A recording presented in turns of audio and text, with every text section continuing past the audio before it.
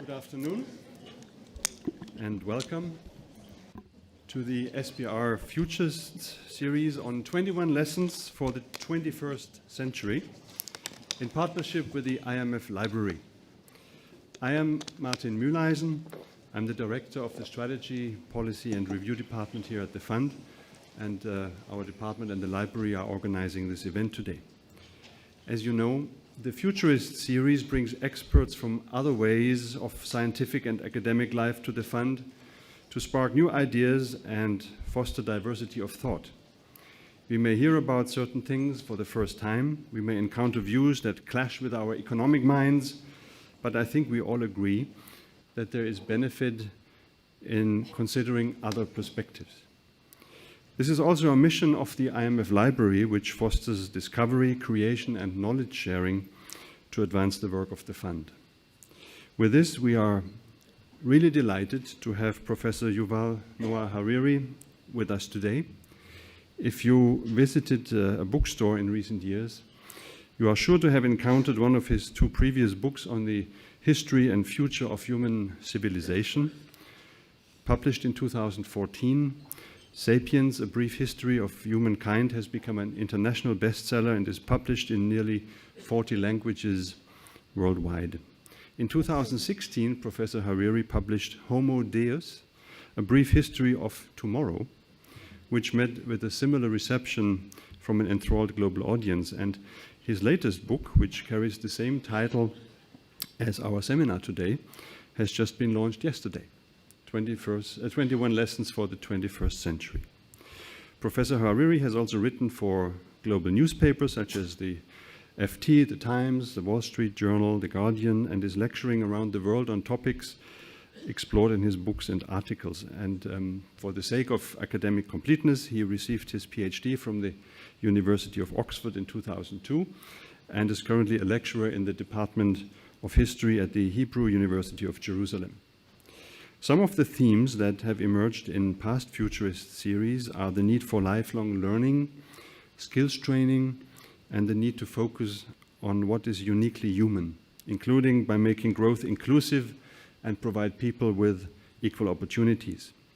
These themes also appear in Professor Harari's work with a further examination of what it means to be Homo sapiens in today's world. We're looking forward to a very interesting discussion with the Managing Director.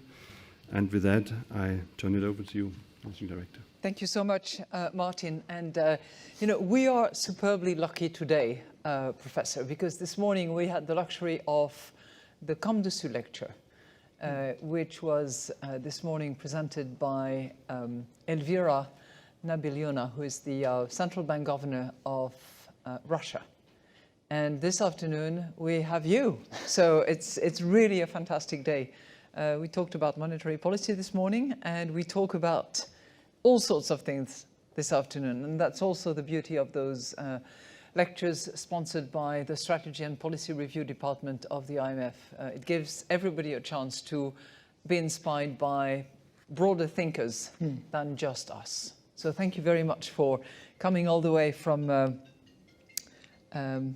Israel via wherever you launched yesterday, but New York. New York. So thank you so much for choosing us as you the day after moment. So, when Martin and his colleagues thought of inviting you, it wasn't without creating a bit of a buzz, because in various writings of yours, we seem to understand that the future is not necessarily for economists. The future is more likely to be for poets, for philosophers, for ethical experts, but economists, maybe not, but maybe yes. So you'll have to tell us about that. I'll just say that the distance between economists and poets is much smaller than people tend to assume.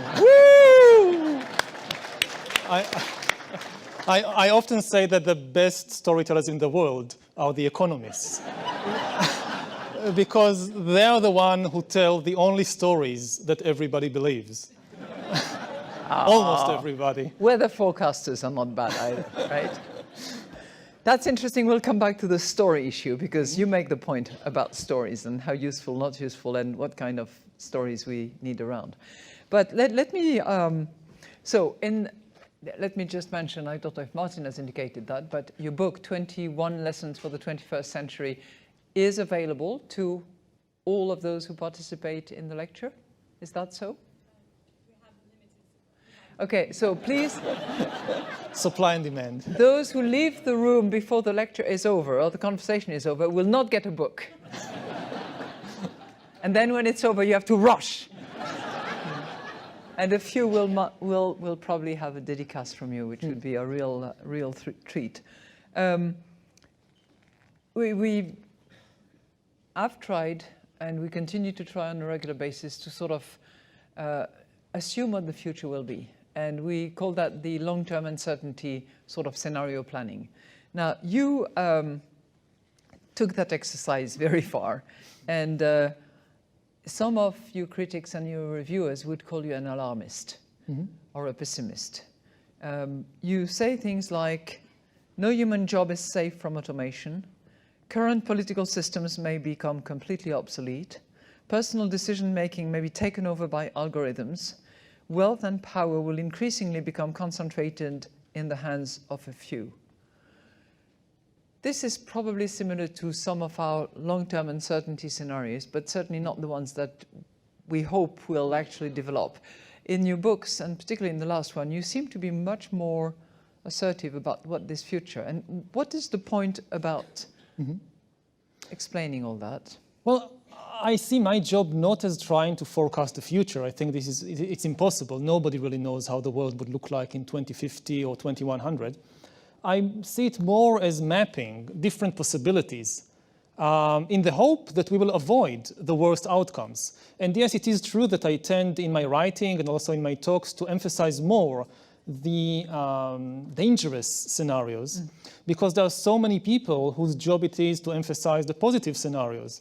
Certainly when it comes to technology, it's quite natural and obvious that the people who develop the new technologies like AI and bioengineering and so forth, both the scientists and also the entrepreneurs, they naturally emphasize all the wonderful things that AI can do for us. And there are many wonderful things that it can do for us. But then it becomes the job of historians and philosophers and social critics to balance the picture and say, wait a minute, there are also a few dangerous scenarios. Now, I do my best to tell people, look, I'm not a prophet, I don't know what's going to happen, and there is no point really in prophecy. If you know for sure that this is going to happen and nothing we do can change that, what's the point of telling people? Yeah. It will happen. So I try to focus on the dangerous scenarios in the hope that we can still do something about it.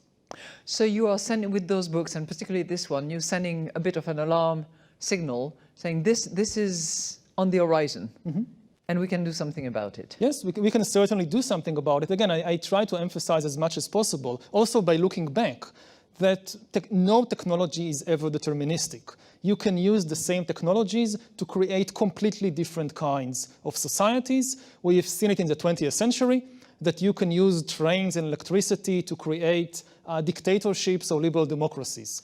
The trains don't care. They work for both. Yeah. It's up to us to decide what kind of use to make of them. Right. And it's the same with AI. It can create a wonderful world, and it can be the basis for the rise of digital dictatorships and all kinds of extremely unequal societies. You make a point in your book as well that we talk a lot about infotech, and people are concerned about that and focused and explore the consequences of infotech, ITC, and so on and so forth. Your point is that it's not in and of itself the end of it. It's combined with others, such as biotech, which is for the moment a little bit under the radar screen, that there will be massive transformation. Can you explain that a little bit? Yes, I think what we are seeing, and we'll see more and more, is not an infotech revolution, but rather the merger of two revolutions, infotech and biotech.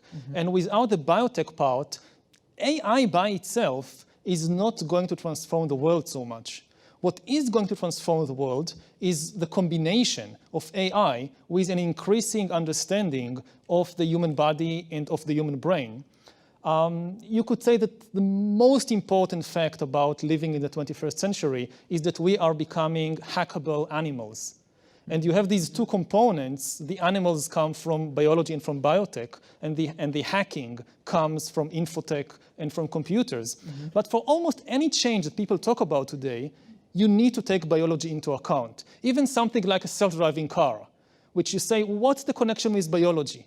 Why is biotech relevant to self-driving cars? Well, without biotech, you can't have self-driving cars, because a self-driving car, in order to function in a city full of pedestrians and maybe human drivers and certainly human passengers, it needs to be able to understand human behavior and human emotions. A car which doesn't understand how pedestrians behave, you won't want such a car on the road. But can't you have so many data and so much mining and so much analytical work done on multiple human behavior that you actually don't really need the biotech dimension once you've accumulated all that and can anticipate? But that data you're accumulating about all these humans, it's really about the human animal, how it behaves. And it's not enough just to collect this amorphous data. You need to have models for how humans think.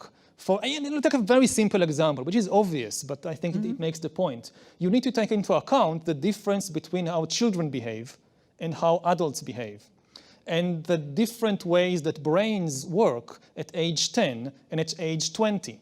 For a self-driving car on the road, it's important to first be able to tell the difference between a child and an adult, to gauge the age of that human being, and to know something about what's the difference in behavior between an 8-year-old, an 18-year-old, and an 80-year-old person. And that's critical, even for something like self-driving car.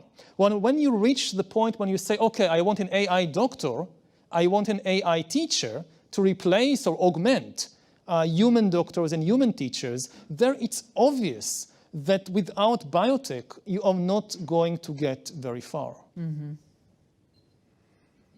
you think there could be such a thing as an AI doctor? Certainly. I think it will be, it's coming quite soon. It will have immense benefits for humans, and it will also have a lot of dangers. Why would you say it would be beneficial?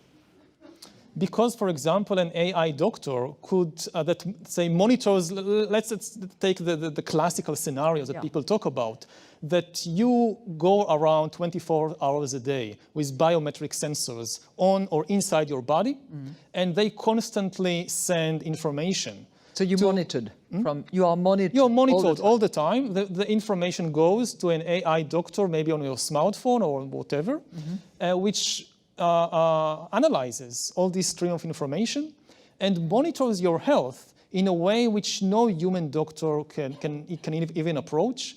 And it can do things like diagnose cancer when it's still just beginning, and it's still very, very easy and cheap and painless to cure it, instead of waiting for a couple of years until it spreads, and one day you wake up and you feel a bit of pain, and you do, it's nothing, and it becomes worse and worse. You go to the doctor, they send you to all kinds of tests, and by the time they find out, maybe it's not too late, but it's certainly going to be a long, painful, expensive process to deal with it.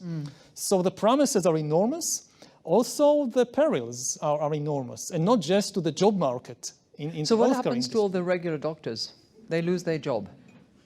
Depends. They can reinvent themselves and change what they do. Certainly, if most of what you do is just information comes in, you recognize a pattern, and you make a diagnosis, this is something that AI will be much, much better than humans. Nurses, for example, are much safer than these kinds of doctors. Okay. Explain to because if everything you do is just analyze information, you gather information on a patient, and then again you recognize the pattern. Oh, this is the pattern of lung cancer. Or this is the pattern of flu, and this is the best treatment. Then this is the easiest thing to automate. But if you actually need to give an injection to that person, if you actually need to change a bandage or to give a shower, that's much more difficult. I mean, we are going to have AI doctors long before we have AI nurses. I mean, this is a finding that particularly in Japan, they are experimenting with the difficulty of inventing that robot which is going to lift patients out of their bed, which is just almost impossible at the moment. Yeah, and unless you have the human beings to actually do it. Exactly, and people often think that no, we are not going to have AI doctors because a good doctor needs to not just diagnose my disease and recommend treatment. The doctor must understand my emotional state, must take care into account my fears, my anger, my depression. This is part of treating me. And people say, oh, an AI will never be able to do that. But this doesn't really make much sense, because at least as far as biology tells us today, anger and fear and depression, they are also biochemical processes, biochemical patterns, just like flu or cancer. If the AI can diagnose flu, it can also diagnose anger. And the fact that it doesn't have any emotions of its own actually makes it in many situations much better, because it has no distractions. And you know, your human doctor, maybe her husband this morning had a fight with her, and she's treating you, but she's still kind of reconstructing the fight from this morning. An AI doctor has no husband. So for the moment. For the moment. So the AI can focus 100% on you. And you know, people go through life wanting somebody to understand me, somebody to understand how I feel. People are obsessed with it. I want my mother to understand me. I want my husband to understand me. I want my president to understand me. And you know, when two humans meet, it becomes a contest of I want you to understand me and you want me to understand you. And very often we miss each other. So it blurs the judgment. But with an AI, the AI doesn't want you to understand it. It is 100% focused on you. And it reacts, if it reaches a sufficient level of sophistication, it can react in the perfect way to your personality type, to your current mood. Actually, the danger, I think, is that people will become so used to computers that are so empathic, that really understand me so deeply, that really care about my tiniest nuance of emotion, that humans will not be able to compete. We will become intolerable to all these humans who don't understand us the way that the computers understand us. Yeah. A few books that have been, novels at least, that have been written on that page. You suggest in your book that there should be basic universal support, not basic universal income, which is some topics that we've studied particularly last year in the Fiscal Affairs Department. Do you think that's the future for doctors? I'm not sure. I don't know. Will it be? No, it's more seriously. Because jobs will be affected, because the combination of infotech and biotech is going to outroot many of the skill sets that are currently displayed by human beings. Those human beings are going to have to reinvent themselves, as you said.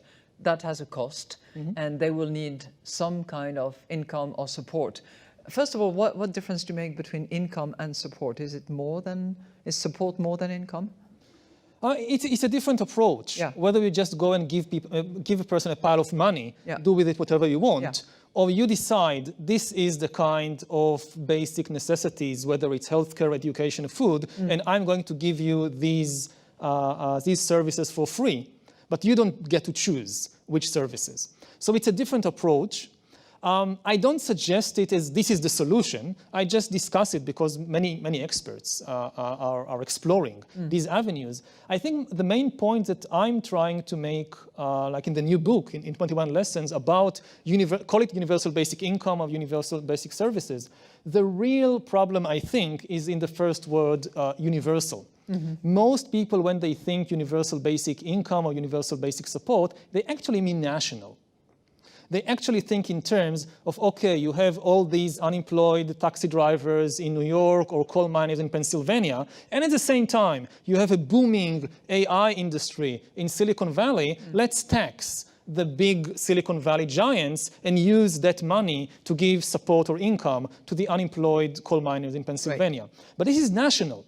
The really big question is what will happen to people in other countries, because the automation revolution will probably have a completely different impact on different countries, on different economies. Some economies will boom because they will be the center of the automation revolution.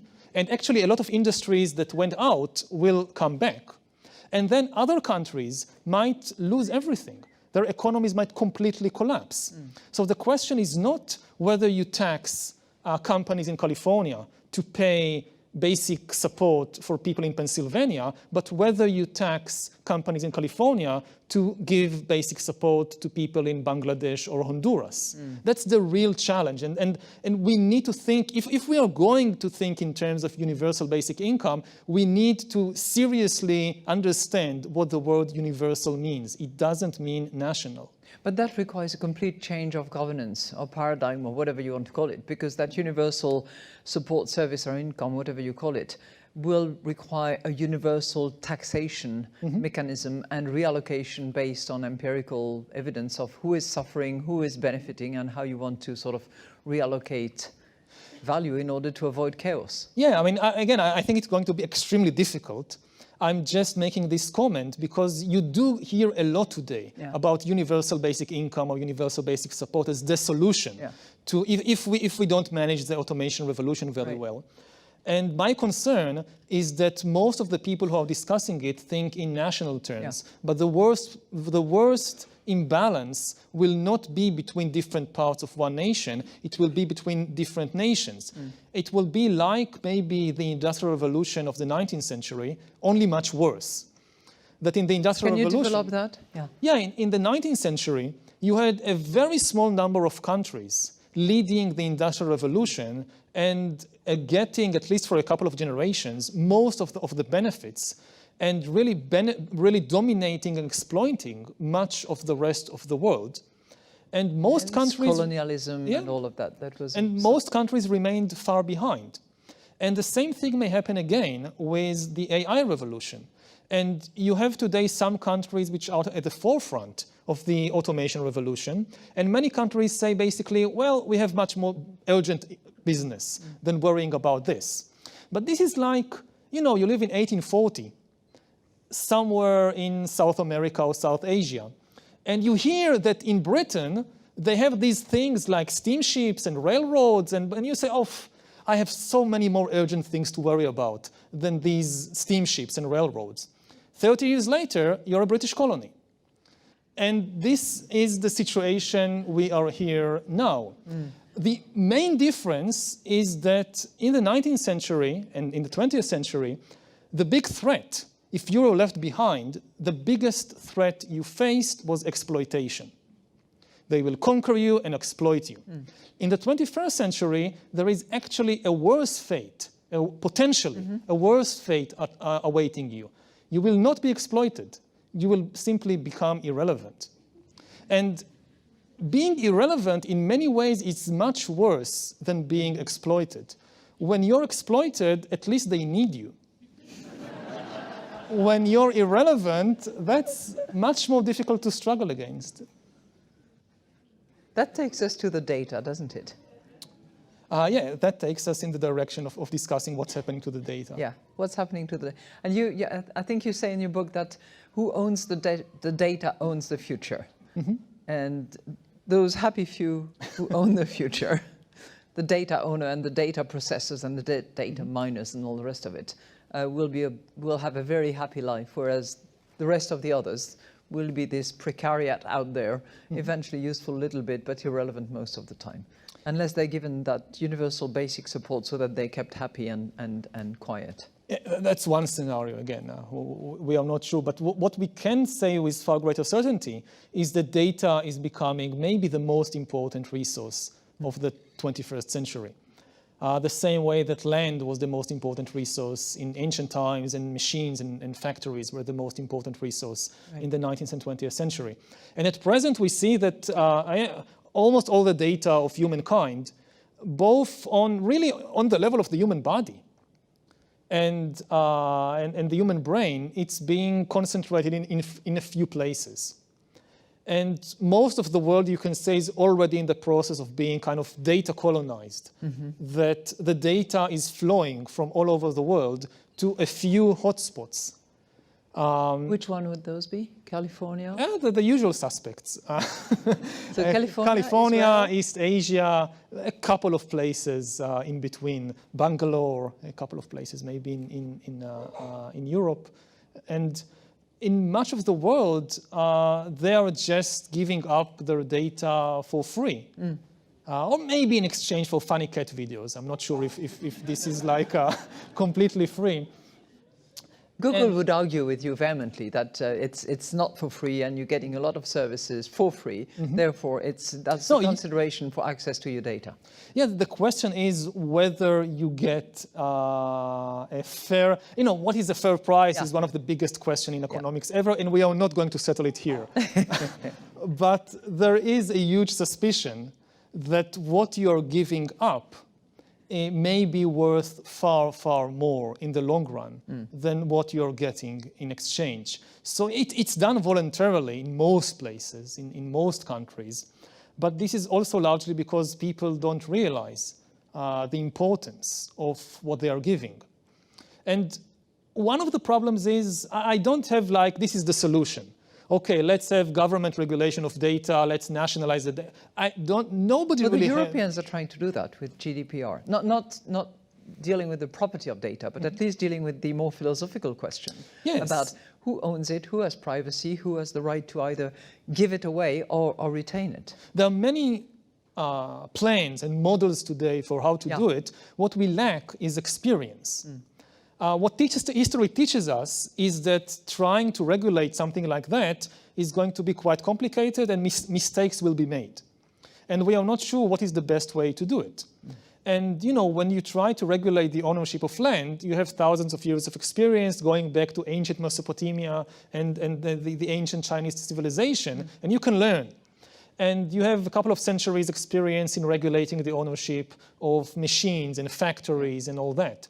But we have very little experience in regulating the ownership of data. So yes, the debate is starting. All kinds of experiments like what is being now done in Europe. This is beginning. But we are working with a much, much shorter time frame than before.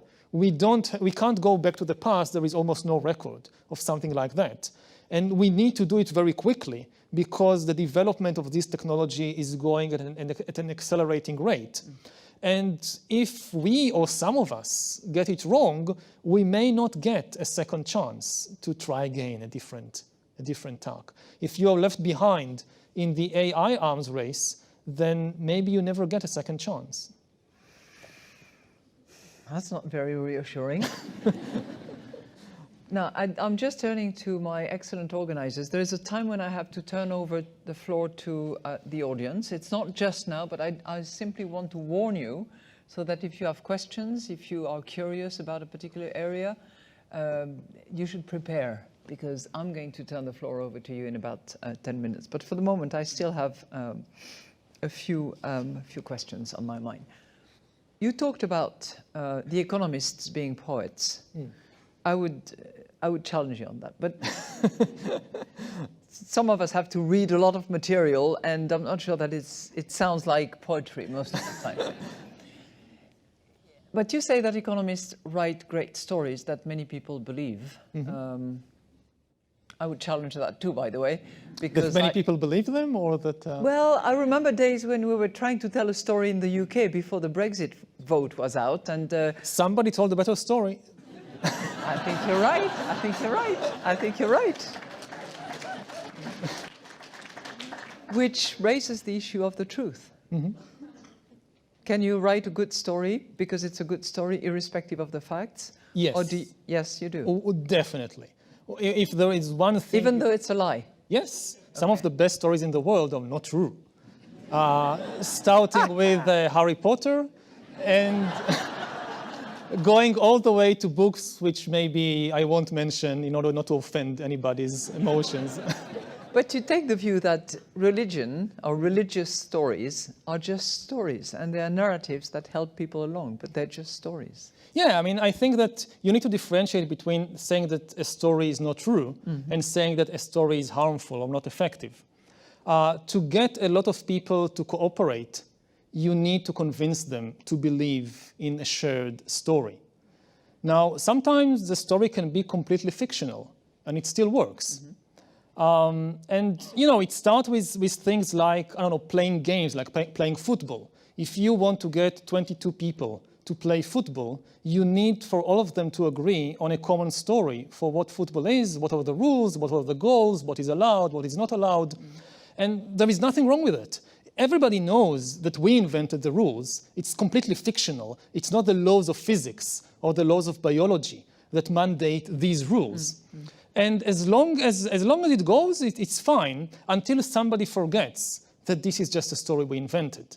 And you have a football hooligan starting to beat or kill somebody because of a football game. And then you have to remind that person, look, it's just a story we invented. Don't take it so seriously. Now, this goes all the way to things like money, which they don't have any objective value. They are not based on the laws of physics or of biology. It's no coincidence that we are the only animals that have money. Chimpanzees don't have money. I mean, chimpanzees can trade, they can barter. Like, I give you a coconut, you give me a banana. This works with chimpanzees. Barter works, yeah. But they will be unwilling to part with a banana in exchange for a green piece of paper or in exchange for electronic data on computers. I mean, most of the money today in the world, as you know much better than me, is just electronic data in computers. It's not the dollar bills and so forth. And as I said in the beginning, this is the best story or most convincing story ever told because it's almost the only story that everybody believes. I mean, not everybody believes in God or the same God. Not everybody believes in human rights. Not everybody believes in nationalism. But almost everybody believes in money and in the same kind of money, even though it has no objective value. Even if you think about somebody like the Islamic State, when they captured Mosul and Raqqa, they destroyed museums and they toppled down statues and then they killed people, but they didn't touch the money. When they captured the bank the central bank in Mosul, they found all these piles of green pieces of paper with pictures of American presidents.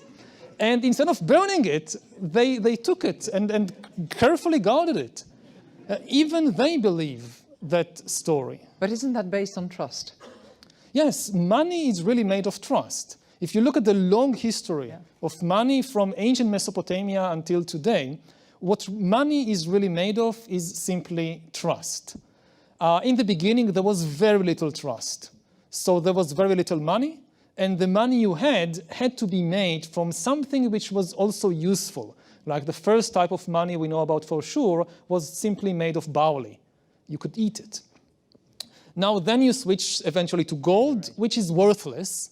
You can't do anything useful with gold. It's just a status symbol. And then to paper and now to electronic. And it's because there is more and more trust between people.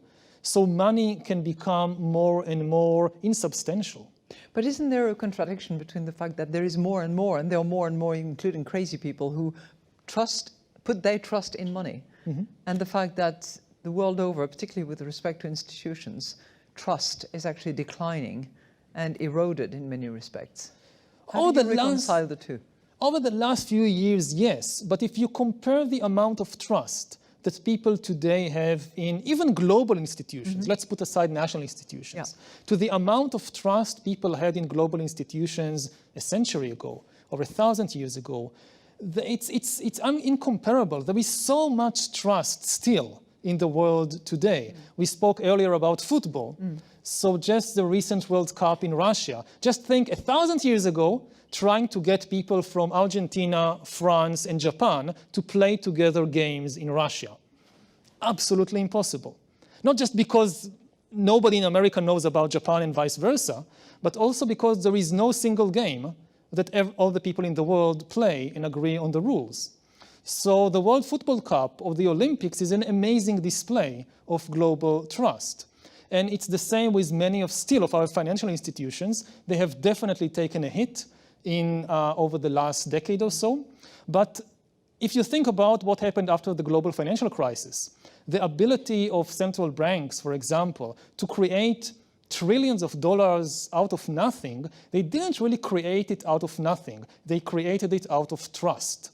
there was enough trust in the system that people were willing to go on using the dollars and the euros and the yens, even when they heard about this ex nihilo creation of trillions of new dollars. They were willing to use them because they still had enough trust in the financial institutions and in the governments. This trust is eroding, but we still need to remember, like somebody just told me that we've taken 1,000 steps forward in terms of global trust over the last millennia, and now we've taken 5 steps back. But we are still 995 steps ahead of where we were. So we are not in at an 1018. inflection point. Not yet. We could reach that point. I mean, things can go downhill very, very quickly with humans. But we are still quite near the top of the mountain, at least compared to any previous time in history. All right, turning over to your questions and those who are puzzled, curious, please take the floor. There are mics all over the place, I think, and you should just raise your hands. Okay, yes. You two. Okay. Yeah, the two of you, go ahead. All right. Yeah. So you know what? You stand up and you say your name. And will do. My name is Sai Chinnaswamy. I'm with the library. So welcome to the IMF. Thank you. The question I had was, in your book you talk about mindfulness, and I haven't read the book yet, but I looked at Bill Gates' book review, which was day before yesterday. I'm sure you looked at it. Yes. Right? So he says it all boils down to being mindful and meditation. And I was like intrigued by that. And what is the correlation? As humans, how do we tackle these challenges in the 21st century, and what does being mindful and having a stream of meditation got to do with this? Well, there is one chapter in the book about meditation. I was very apprehensive about including it in the book because I was afraid just of that people will say, oh, well, he suggested the answer to all the world's problem is just meditate. And this is definitely not the answer. I don't think that there is any chance that 8 billion people are going to start meditating anytime soon. And even if they do it, the results might not be as positive as we hope. When you really observe what's happening in your mind, when you're really there just with your mind, without any distractions, what you often find is so frightening, is so shocking, that people can take it in all kinds of dangerous directions. So because I myself, I do Vipassana meditation. Because I practice it myself, I don't have such big trust that this is the solution to all the world's problem, because it's very hard.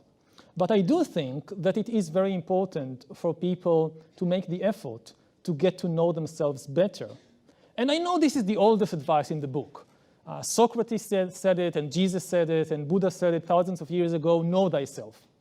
But the difference now is that in the age of Socrates, you did not have competition, and now you have competition. 2,000 years ago, if you did not make the effort to get to know yourself better, you were still a black box to the rest of humanity.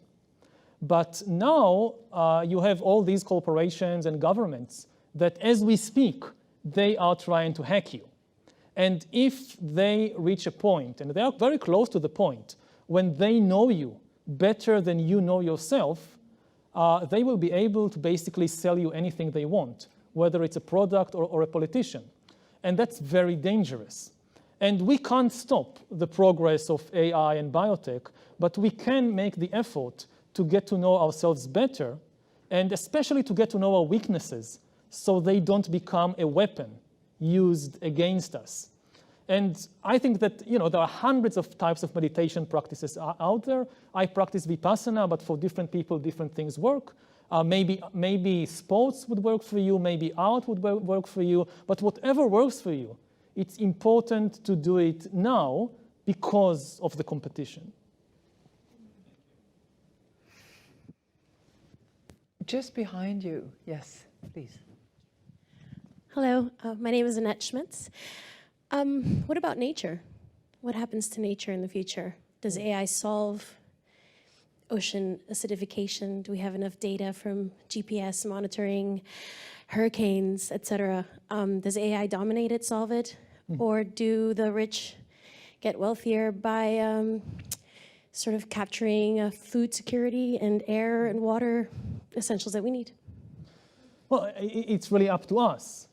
AI will not solve it for us. It can help us solve the problem of climate change, but it will not solve it unless we give it the instructions to go in that direction.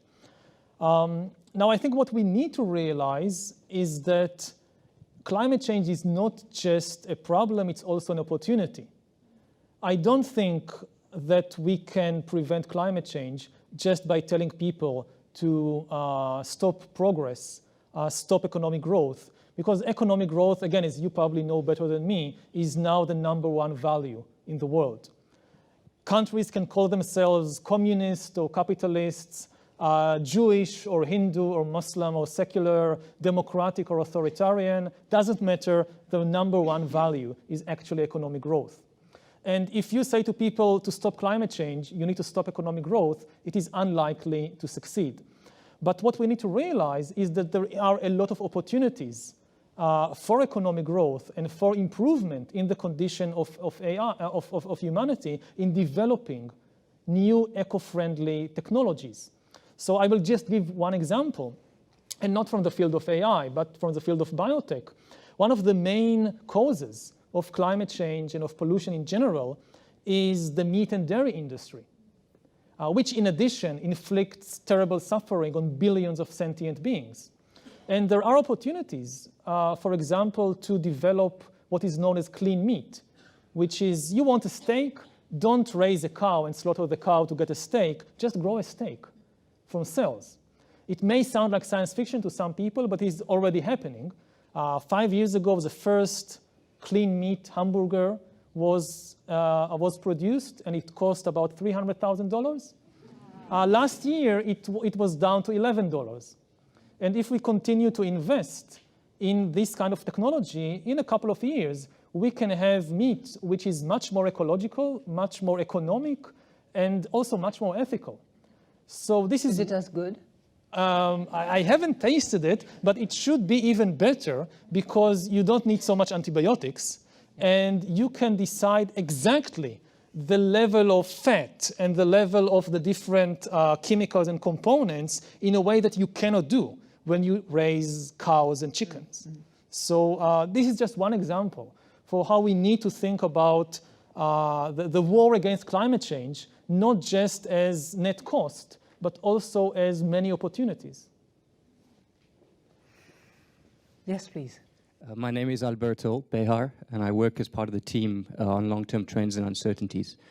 And your work resonates with us because part of what we try to do is challenge assumptions or surface them, and especially the notion that they will persist into the future. And of course, what your books do that I think is very powerful is take these supposedly irrevocable truths and demonstrate them as stories or fictions, or perhaps as we economists might call them, institutions.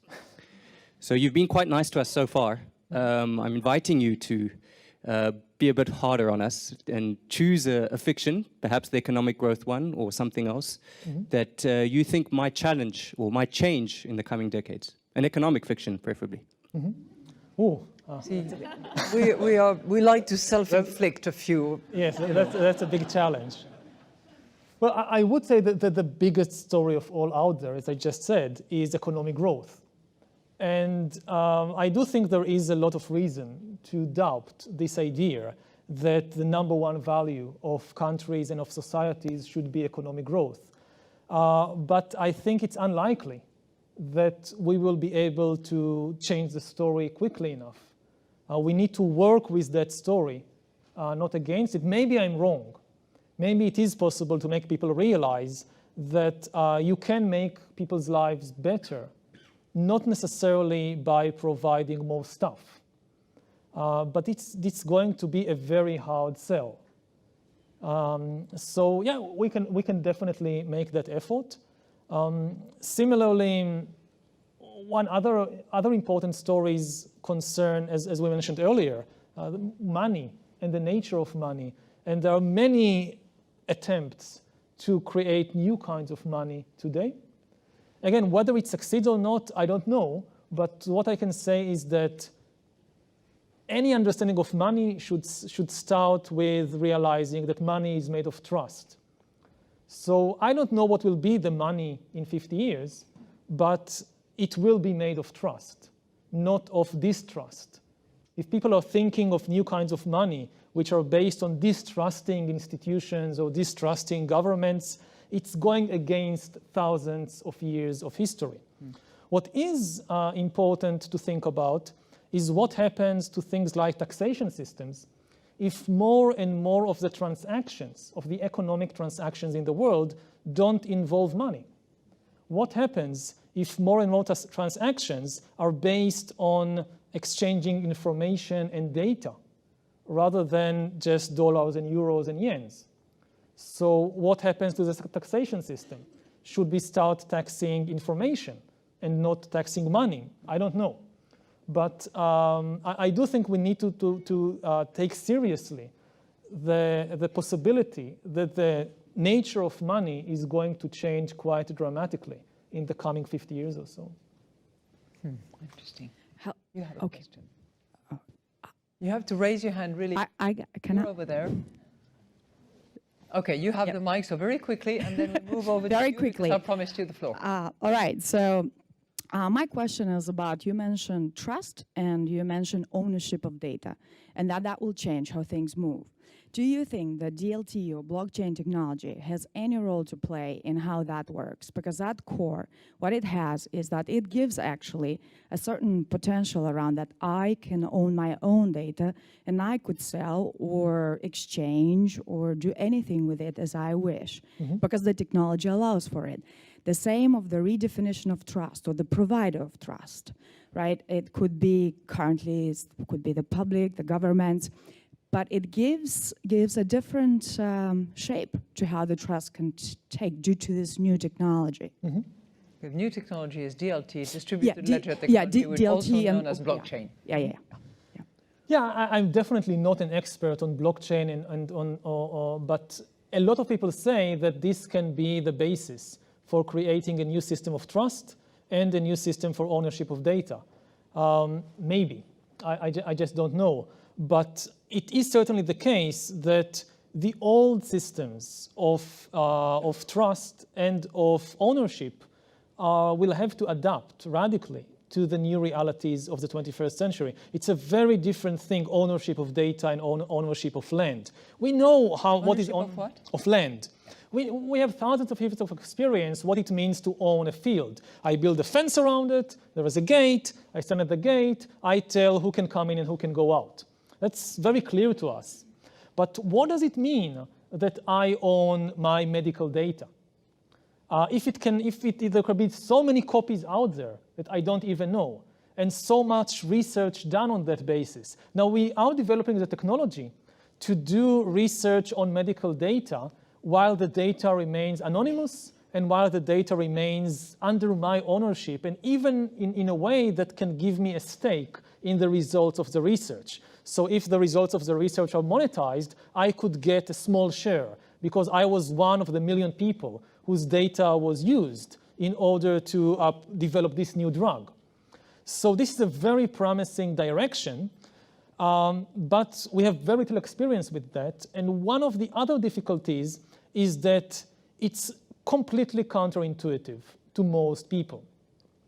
Humans have this very clear understanding today of what it means to own real estate. And even chimpanzees have a very clear understanding of what it means to own a banana.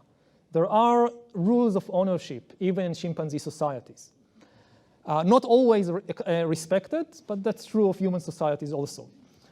We don't have certainly the average person doesn't have a clear concept of what ownership of data means.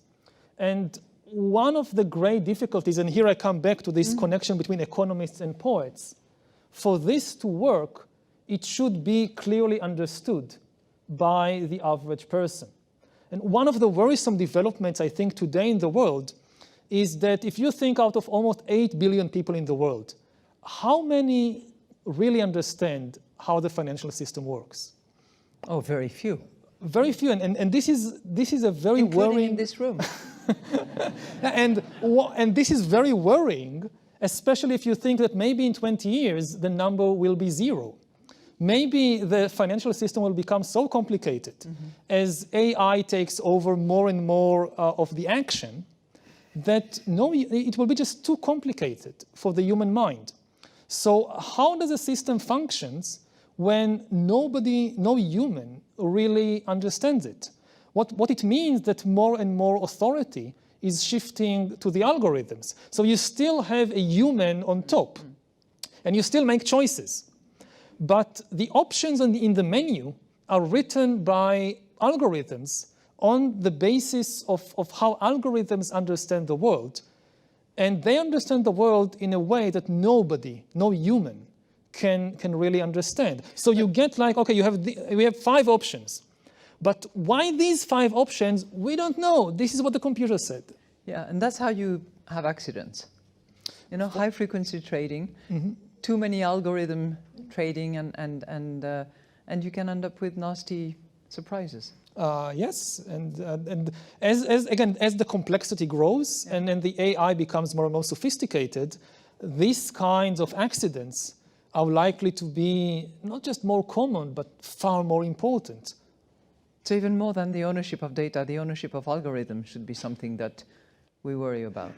Yeah, and again, it's not just the ownership. Maybe the algorithm belongs to a government, but nobody in the government really understands the algorithm. Yeah. The algorithm is constantly changing. It teaches itself things. Yeah. It's based on deep machine learning. It recognizes patterns that no human being is able to recognize or to understand. So the algorithm comes to the prime minister and says, okay, we are now facing a crisis, but I can't explain to you why. You won't understand it. And the only 2 ways to avert the crisis is this or that. I can't explain to you why, because you're a human, you won't understand it. And this can be down the line in 30 or 40 years. Reminds me of the days when you sign these software agreements with software companies and say, I want the source code. And suddenly someone says, what are you going to do with the source code? You have no idea how to use it. Okay, over to you. Yes. Does this work? Okay. My name is Ioana Luca. I work in the legal department. My question may be quite simplistic, but I'm kind of perplexed by your statement that the biggest threat in the future for countries would be to be left behind, because I think of countries maybe in a cynical way as markets. And if AI is about producing products like AI doctors or monitoring devices for your body, then surely countries that are doing well in AI would want markets outside of those countries to thrive in order to be able to sell those products. So there must be some sort of motivation in the future also for international cooperation and redistribution and international tax and maybe institutions like the IMF to prop up and support economies that are doing badly, if for anything else, just to serve as markets for AI producers. Yes, there is a common and quite reasonable argument that maybe the ultimate destiny of Homo sapiens is just be consumers. You don't need humans for anything except as consumers. And meditators. And meditators, but they don't consume a lot, so it's a problem. And yes, there is a lot to be said for it, but we need to take into account alternative scenarios. It certainly didn't work like that throughout history. There are many occasions in history when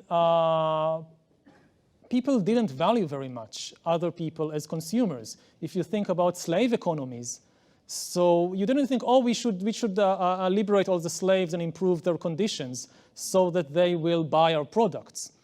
And in the future, slavery is unlikely to return. If you need less humans, you definitely don't need slaves. But you could, for example, encounter a situation in which machines are also the consumers. You need consumers, but even in consumption, somebody is doing a better job than humans.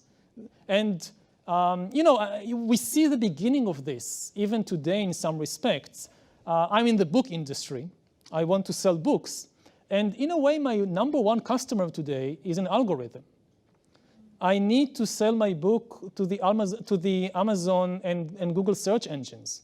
They are my #1 customers. I know that, okay, I need to tailor like what I write or what I said, not to the taste of Homo sapiens, but to the taste of an algorithm. If I can get the algorithm, everything else will follow. In a more extreme situation, you can even have it's very, very simplistic version, but just to give the gist of the argument. You could have an entire economy flourishing without humans in the loop. You can have one corporation that mines ore and produces steel and sells it to a second corporation that produces robots. And they are sold back to the mining corporation that mines more steel, more iron, produces steel, sell it to the robotics corporation. And these two corporations can form an entire economic ecosystem which can spread from planet Earth to other planets and throughout the galaxy, just colonizing new planets and asteroids to mine things, and you just don't need humans in the loop. So this is, of course, a very simplistic science fiction scenario, but it alerts us to the fact that it's not a law of nature that you always need humans even as consumers, or all the humans as consumers. There could be potentially other consumers out there. Now the question arises, but what's the point? What's the point of having this closed circle economy that benefits nobody outside? But you can ask the same thing about the human economy. We are also in a closed system that, okay, they benefit the actors in the system, but who benefits besides the humans today? Nobody. So it's the same with, again, it's not a prophecy or an inevitability. It's just a thought experiment to think about the possibility that you could have sophisticated economies in the future in which humans, or at least many humans, are not needed even as consumers. I hope you have a really upbeat question, because this is the last one, and we want to end up on a positive note. Thank you, Professor. My name is Harry Zhao Peng. I'm from SPR here. SPR stands for Strategy Policy Review. It's one of the departments. Thank you.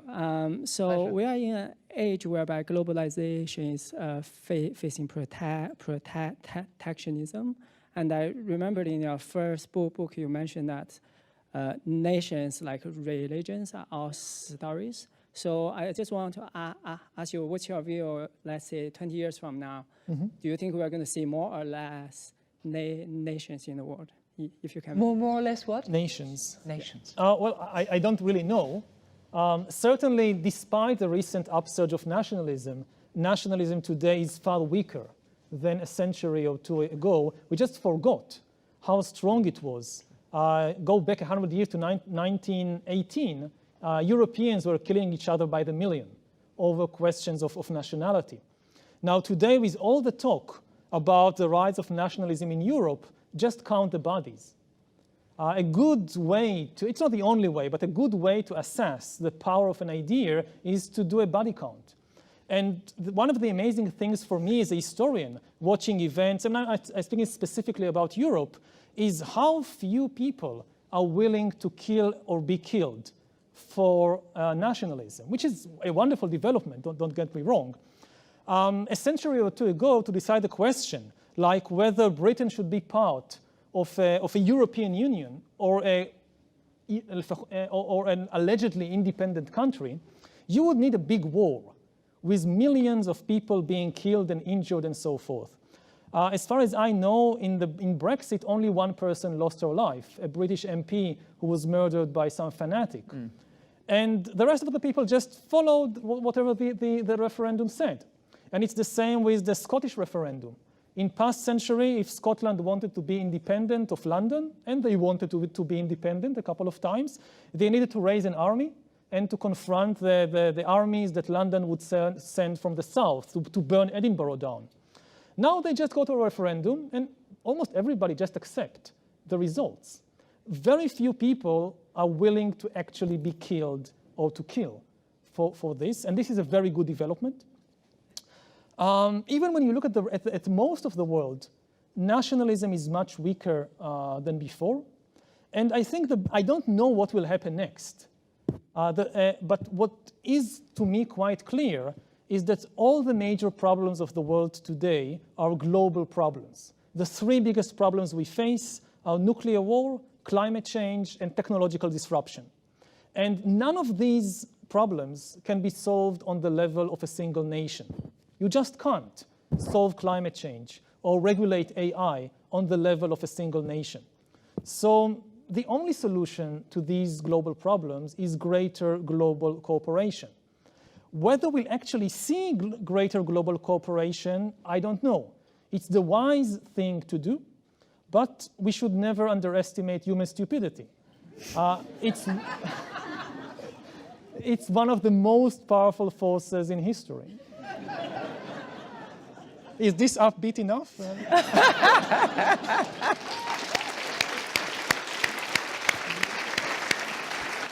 You were terrific. Thank you.